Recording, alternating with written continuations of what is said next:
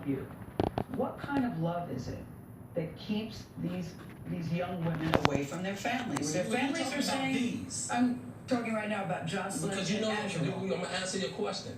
What kind of love is that? What kind of father? What kind of mother will sell their daughter to a man? Who did that? How come it was okay for me to see them until they wasn't getting no money from it? Why would you take your daughter, if I were going to take my daughter and she's 19 years old to a 49-year-old icon, whatever, celebrity or R.Kelly concert or whoever it is, I'm not going to put her on the stage and leave her. I'm going to take her to the concert. Their father is more into my music and know about my music than they do. You're saying the parents handed their daughters, Azurel and Jocelyn, over to you? Is that what you're saying to us? Absolutely. Are the cameras still going? Yes. Absolutely. Wow. Yeah. I know you suggesting that the parents sold the daughters to him? He is saying that the parents are in it for the money, is what he's saying. He is saying that both sets of parents brought the daughters to him in hopes that they would work together and that the parents could do a deal with them, that maybe the daughters could work. I mean, he tells a very different story. I talked to Azurel's father the night before the interview. He very much believes that his daughter's been brainwashed. He says his daughter loves to sing, and that's how she got involved with R.Kelly. He says he has text messages that prove they had sex when she was 17. And so there's all sorts of court cases going on. It really is, Nora, I have to say, hot mess all the way around, on all sides. And Jocelyn's parents, as we mentioned, are going to be holding a press conference. Yes, they are holding a press conference later today. It'll be interesting to hear what they have to say. But we also talked to Jocelyn and Azurel Clary about living with R. Kelly and their estranged relationship with their families. It made them very emotional, too. Tell me, Azurel, why you're crying. Tell me. I'm crying because you guys don't know the truth. You guys are believing some facade that our parents are saying. This is all lies for money. And if you can't see that, you're ignorant and you're stupid. We'll bring you more of that interview on Friday, only on CBS This Morning. And in our next hour, R. Kelly talks about his career, his own family, and whether he plans to ask for help. So difficult to make sense of. We're looking forward to that in the next half hour. Here's more of that. And just to be clear, they both are in a relationship with R. Kelly. But two girlfriends in one house. Two girlfriends in one house. I even said, what is this? Is this a menage a trois? Is it you are with him and you are with him? They said, yes, we are all together. We are all together. Right. Yeah. All right, well, in other news, a new report out this morning. So many people talking about this R. Kelly interview. Hey. It was his first interview since he was jailed last month, and R. Kelly says the charges of aggravated criminal sexual abuse are all lies. The singer spoke with Gayle for nearly 80 minutes yesterday. He strongly denied having sex with underage girls or doing anything illegal. And Bianca, he wants people to talk about it. In this interview that you'll see only here on CBS This Morning, we also asked Kelly about his rough childhood and his story for surviving years of sexual abuse. He also discussed how the allegations against him could affect his personal life and his career. Do you still expect people to buy your music? How do you think your music should sit with people? Absolutely, I think they should. Although a lot of them may not, but like I said, I'm really not fighting for my career here. I'm fighting for my rights, and I'm fighting to have a relationship with my kids most of all, more than anything. I want a relationship with my kids because I've missed a lot of years of their life. They love me. I love them. And they want a relationship with you. I bet you they do. Yeah. I bet my breath on it. But they're pressured, and I get it. They're pressured, so I get it. But I believe that's going to change in due time. You have daughters. If your daughters called you and said that somebody is doing to them what the allegations are about you, would you be okay with that? Let me tell you something. I'll be up in that mother, everything up. I had to bleep myself, but I would Yes. be If your daughters came to you and said, look, this guy is doing to me what the allegations are against you. Then I would have to arrest myself after I did what I had to do. You've been very candid that you are a sexual abuse survivor yourself. You talked very candidly. You were molested from the ages of 7 to 13, 14. How do you think that has affected you? It hasn't affected me at all. I mean, it has affected me in a way, though. Yeah. It affected me in this way. Anything that I've been through, that or any struggles I've had in my past, has affected my music. It has, Has it affected your behavior? Absolutely not. Because I'm gonna tell you something, and I know people think, oh, well, he was abused. Exactly. Well, that's why he doing that. No. No, the experts will tell you this. Most people who are abusers have been abused, but not all people that have been abused go out and abuse others. Okay. And so that's why I asked That's the what question. the experts said? That is what the But they didn't experts say say. all, did they? No, they didn't. No, All right. no. Here I stand. So that's why I'm I'm asking in the you. not all. I'm in the not all.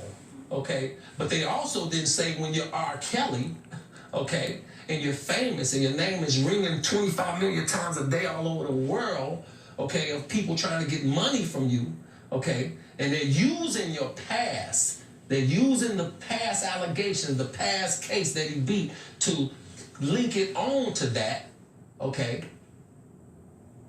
They're using that. When you say that you need help, do you think you need to go to therapy? Have you been to therapy? Absolutely. At this point, I'm definitely talking about that. About going? Oh, absolutely. Yeah. You know, it seems like, you know, some could say you might seem out of touch to a lot of people. What do you mean?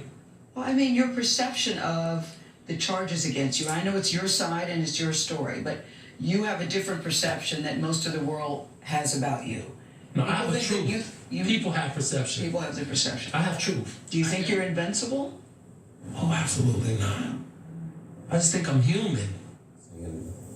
Well, Jerika Duncan joins us at the table. You've covered these allegations and the stories against him. You've talked to some of the victims and their families. Correct. How do you think this interview is going to resonate in the court of public opinion? He's very adamant about his position. And I think the fact that, you know, first of all, great job to you and the crew that were able to book this interview, because I don't think anybody expected to hear from R.Kelly. I didn't expect to hear You have a from man of that R.Kelly. magnitude, celebrity, deciding to sit down while he's actually facing felony charges that could end him, could land him in prison for up to 70 years, and he decided to give his side. Of course, we didn't want to hear it, but I think when you look at social media and on Twitter, he doesn't have a lot of support.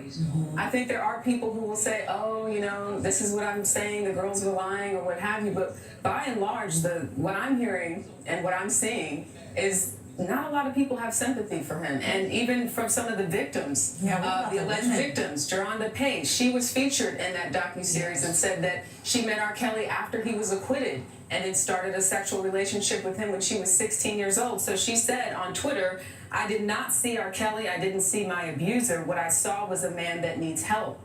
When you've been doing wrong for decades, she said, and the people around you make you feel that your actions are right, you tend to believe that you're doing no wrong. And then we also got a statement from Sparkle. Sparkle is the artist that R. Kelly used to work with. She was also featured in the docuseries. She plays a bigger role in this huge narrative because she was one of the first to speak out. She's the one that identified her niece as the one in that first video where he was charged with child pornography. Because her niece was 13, 14 at the time. Correct. Right? And she said this was the niece. Of course, he was acquitted. She didn't say it was her. The parents didn't say it was her. But Sparkle said the interview is continued display of Robert's entertain at all costs mentality. She said, with arrogance and a lack of accountability, I'm praying for their safe return back to their families in reference to the girls. I agree with what Geronda said. I think he needs help. I think that as we were sitting there, I felt that he became very emotional several times. That wasn't just, you've seen some of the outbursts, but he became very, very emotional many, many times during the interview.